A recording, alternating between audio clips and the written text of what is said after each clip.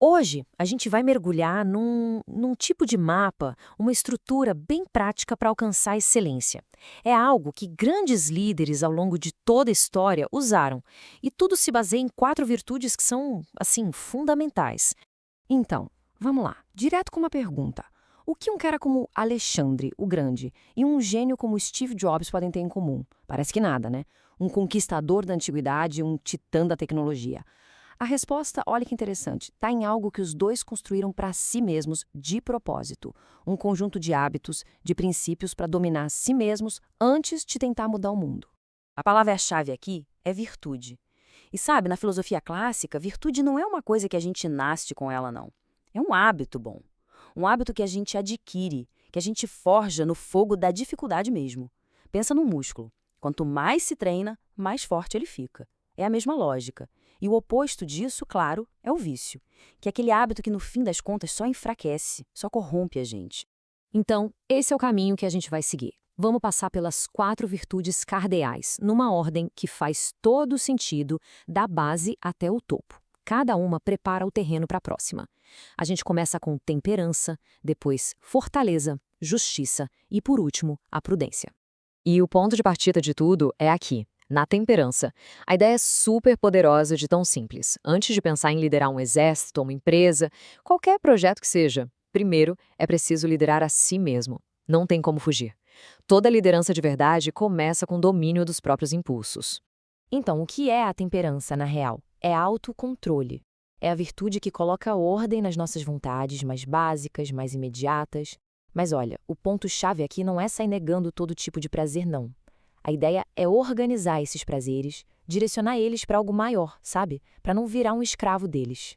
Isso acontece em 3 campos de batalha bem práticos, que todo mundo conhece. Primeiro, a comida. Controlar o que se come tem um impacto direto na energia, na clareza mental. Depois, o sexo, que é sobre pegar um impulso poderosíssimo e canalizar ele para o compromisso, para a estabilidade.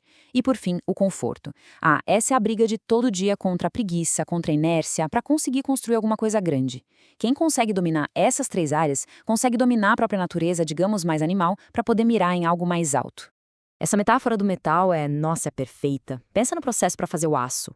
O metal é aquecido no fogo, depois resfriado, várias e várias vezes para ficar mais resistente. É exatamente assim que a temperança forja uma pessoa. A prática do autocontrole, sabe? Abrir mão de um prazer imediato aqui, outro ali. Isso vai nos deixando mais fortes, mais resilientes. Cada pequena vitória é um treino para aguentar pressões muito maiores lá na frente. Ok, com essa base de autocontrole bem firme, a gente está pronto para o próximo nível. A jornada agora vira para fora. É hora de encarar os desafios do mundo. E para isso, a gente precisa de fortaleza. Isso aí. 3 palavras que dizem tudo. Suportar o golpe. É essa a essência da fortaleza. É a capacidade de absorver o impacto, sabe? De continuar de pé quando a tempestade vem com tudo. De não quebrar com o peso da realidade.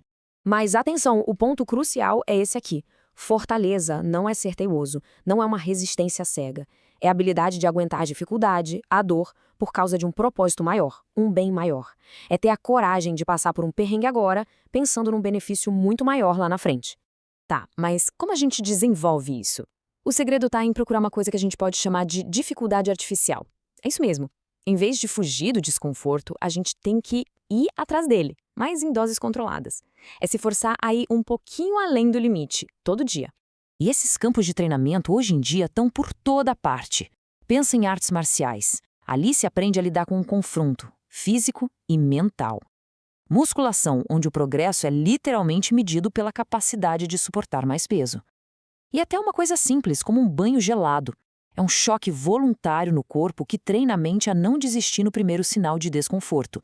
E isso não é papo de filósofo antigo não, viu? Quando perguntaram pro Elon Musk como é que ele dá conta de tocar a SpaceX e a Tesla ao mesmo tempo, projetos malucos e super arriscados, a resposta dele foi basicamente essa. Com o tempo, ele simplesmente aprendeu a suportar um nível de dificuldade muito, mas muito maior que a maioria das pessoas. A capacidade de inovar, de criar, está totalmente ligada a essa habilidade de aguentar mais pressão. Beleza. Com o autocontrole da temperança e a força da fortaleza, agora a gente passa para a forma como se age no mundo. A terceira virtude, justiça. E ela é toda sobre dar a cada coisa, a cada pessoa, o seu devido lugar, o seu devido valor. E aqui a gente precisa esclarecer um mal-entendido gigante. Hoje em dia muita gente acha que justiça é igualdade absoluta, todo mundo igual e pronto. Mas a visão clássica é bem mais sofisticada.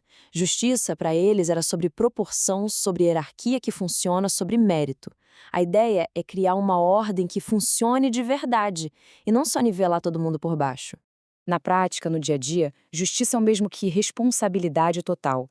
É a atitude daquela pessoa que, quando alguma coisa dá errado, a primeira reação dela não é apontar o dedo, é dizer, ok, a responsabilidade é minha, o que eu posso fazer para consertar? É sobre cumprir o que promete, recompensar quem merece de verdade e entender que uma boa organização, uma boa ordem, é o que faz o talento de cada um aparecer. Olha essa frase do Confúcio, ela resume tudo de forma brilhante. A pessoa de caráter superior exige tudo de si mesma. A pessoa inferior exige tudo dos outros. É isso. A pessoa justa olha para dentro, cobra de si. A pessoa injusta olha para fora, bota a culpa nos outros, no mundo. É a diferença básica entre quem tem as rédeas da vida e quem se coloca no papel de vítima. E finalmente, chegamos no topo da pirâmide, na prudência. Essa é a virtude que coroa todas as outras. É ela que junta o autocontrole, a resiliência e a justiça e transforma tudo isso em decisões sábias e que funcionam. E prudência não tem nada a ver com ser medroso ou demorar para agir, muito pelo contrário. Prudência é a sabedoria prática, em ação. É a habilidade de olhar para a realidade, enxergar as coisas como elas são, sem se iludir e conseguir escolher o melhor caminho na hora certa, com as ferramentas certas. E esse quadro aqui mostra tudo. De um lado, o bom decisor. O foco dele é na realidade, no melhor resultado lá na frente, mesmo que a decisão não seja popular agora. Ele assume as consequências. Do outro lado, o mau decisor. A preocupação dele é com a aparência, com o que os outros vão pensar, ele busca o ganho rápido e foge da responsabilidade como o diabo da cruz. E aqui, tudo se conecta. Fica muito claro que é impossível ser prudente sem ter as outras virtudes. Pensa bem, como tomar uma decisão difícil, que é a prudência, sem ter a coragem de bancar o resultado, que é a fortaleza? Ou como enxergar claro se os desejos imediatos, a falta de temperança, estão cegando o julgamento? Uma coisa depende da outra, é uma construção. Essa frase aqui, que é uma adaptação de uma bem famosa, é um soco no estômago, mas é a pura verdade. A vida é difícil, mas é mais difícil se for um tolo.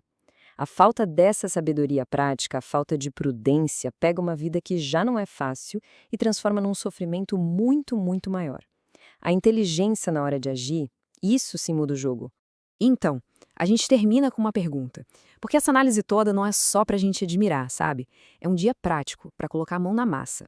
Dessas 4 virtudes, qual delas, hoje, agora, representa o maior desafio e também a maior oportunidade de crescimento? A escolha de por onde começar, esse já é o primeiro passo na jornada.